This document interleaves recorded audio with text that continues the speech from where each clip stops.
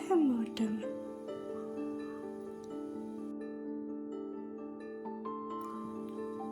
ජපන් ජාතික රුමිකෝ තකාෂිගේ චිත්‍රකතා මාලාවක අනුවර්තනයක් වන ද holy pearl නම් චීන ටෙලිසිතුවම 2011 වසරේදී විකාශයට පත් වුණා. මේ ටෙලිසිතුවම අපිට හුරුපුරුදු මායාවරුන්ගේ ලෝකය බවට පත් වුණේ ජාතික රූපවාහිනියේ හඬකැවීම් ඒකකයෙන් අපට ලැබුණු තිරණයක් විදිහටයි.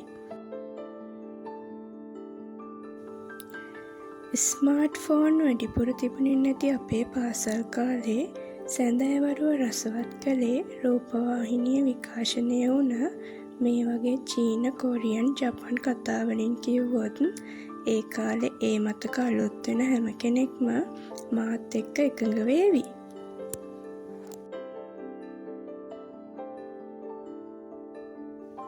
සුජාත දියණි, අභීත දියණි, ඉසිවර වෙදදුරු වගේ ලස්සන කොරියන් රජකතා පෙළක් බලමින් හිටිය අපිට ඔන්න එකපාරටම අමුතුම විදිහ මායාලෝකට පිවිසෙන්න අවස්ථාවක් ලැබුණා. වර්තමාන කාලයේ ඉඳලා අතීත කාලයට කාලතරණය කරන ගෑනු ළමයෙක් වටා ගොඩනැගුණු මේ කතා මාලාවට හැමෝම ආදරය කරන්න පටන් ගත්තා. දෙවියන්, මිනිසුන්, අර්ධරාක්ෂයන්, රාක්ෂයන්, මකරුන් වගේ විවිධ ස්වරූපවල ජන කොටස් මේ කතාවේදී අපිට හමු වුණා.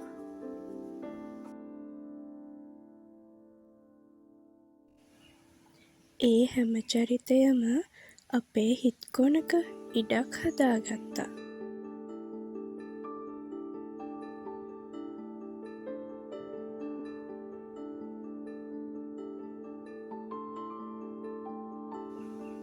පුරාවිද්‍යා මහාචාර්යවරයෙකුගේ දියණිය වන තිඤ්ඤාවෝ නවග්‍රහ චක්‍රයේ උදව්වෙන් වසර 3000ක අතීතයට යනවා.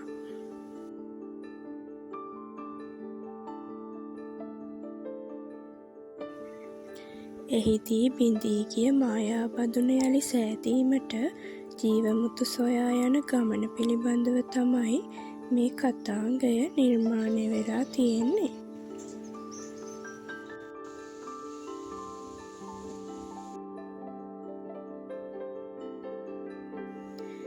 තිඤ්ඤාවෝට හමුවන මිතුරන් පිරිස වන වන්තියන්, මූලියන්, තින්චින්, වෝතාවෝ, යෝතිඒ එකිනෙකාට උදව් කරගනිමින් මේ යන ගමනේදී ආදරය, මිතුරුදම, එකමුතුකම, සහෝදරකම ගැන පාඩමක් අපිට කියා දෙනවා.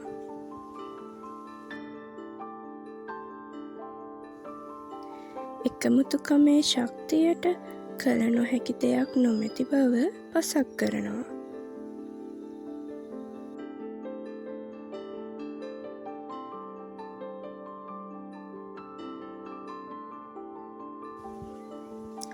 අනවශ්‍ය ලෙස ආදරයෙන් මංමුලාවීම නිසා සිදුවන විනාශය පිළිබඳව රුන්ති රජුගෙන් හා මොහින් උත්තමාවියගේ චරිතවලින් වටහා දෙනවා.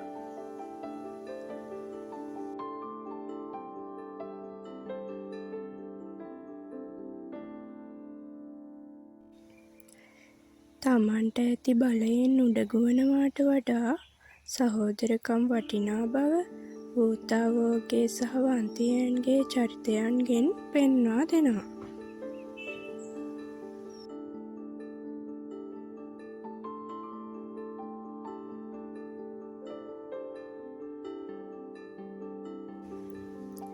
මේ ලෝකය තුල නරක නපුරු දෑ කොපමණ තිබුණත් යහපත හොඳ කුමන අවස්ථාවකදී හෝ රජයන බව අපිට කියා දෙනවා.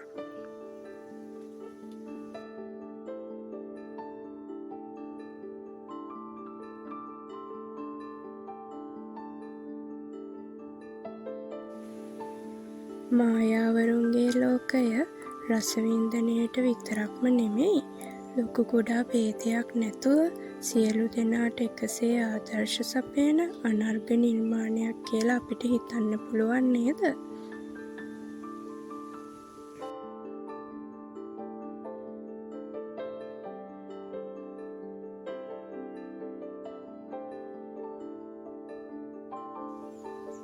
ඒ වගේම මේ කතාංගයට ජාතික රූපවාහිනියෙන් විකාශනය වූ තේමා ගීතවලිනුත් ඒ වගේම රසවින්දනයක් දෙන ගමන් හොඳ ආදර්ශයක් ලබා දෙනවා.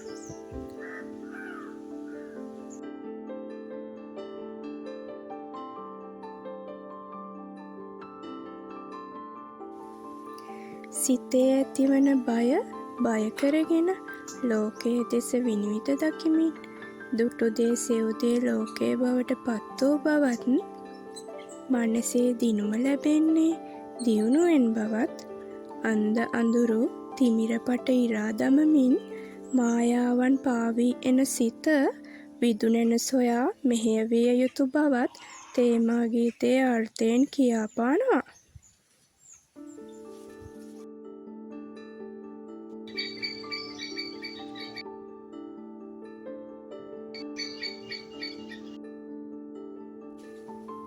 මිනිස්සුන්ගේ වෙස් මාරුවීම් අද වගේම ඒ කාලෙත් තිබුණලු.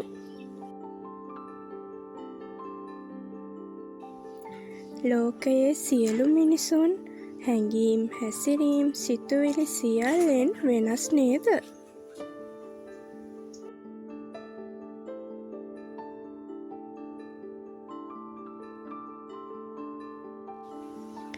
ඉතින් මේ මිනිසුන්ගේ විවිධාකාර වූ ගතිගුණ තුළින් මායාවත් ඇත්තත් අතර වෙනස අපි නුවණින් දැකිය යුතුයි නේද?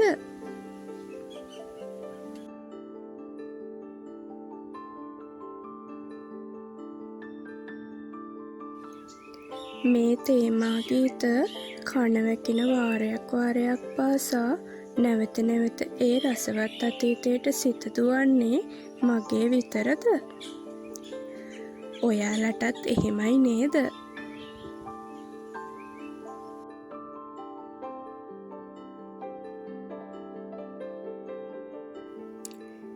චීනයේ නිෂ්පාදනයක් වෙන මේ කතාව චීනයේ රජ කාලයට අයත් වස්ත්‍රාභරණ රූපරාමු වලින් සමන්විතයි.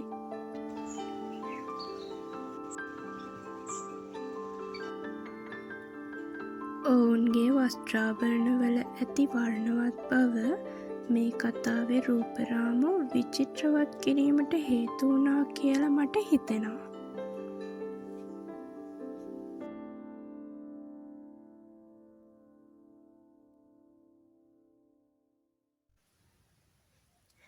ඒ වගේම මගේ සිත් පැහැරගත් එක දෙයක් තමයි මේ රූපරාමුවල තියෙන අලංකාරවත් බව. ස්වභාව සෞන්දර්ය අතින් අනූන වුණ පරිසරයක රූපගත කරලා තියෙන නිසා කතාවට වෙනස්ම වූ අපූර්වත්වයක් එකතු වෙලා තියෙනවා කියලා මට හිතෙනවා.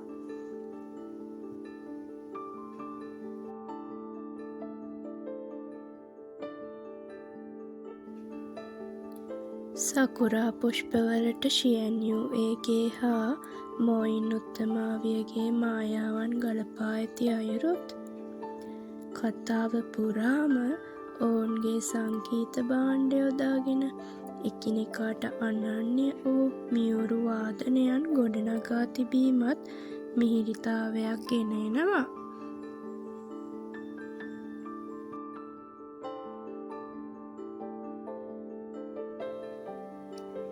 ඇක්ෂන්, ඩ්‍රාමා සහ චයිනීස් මයිතොලොජි කියන ශානරවලට තමයි මේ කතා මාලාව අයත් වෙන්නේ.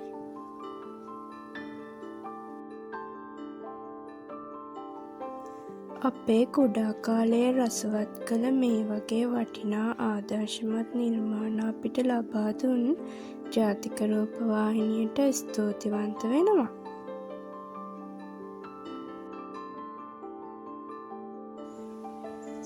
මායාවරුන්ගේ ලෝකය කතා මාලාවට ආදරය කළ යාළුවෝ හැමෝම වීඩියෝ එකට කමෙන්ට් එකකුත් දාගෙනම යන්න. මම හිතනවා ඔයාලා මගේ වීඩියෝ එක ආදරයෙන් රස විඳින්න ඇති කියලා.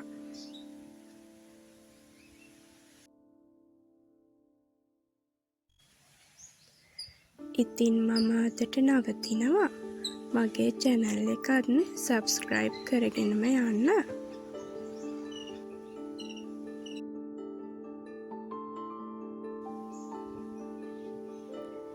මාත් එක්ක රැඳිලා හිටිය ඔයාලා හැමෝටම ගොඩාක් ස්තුතියි.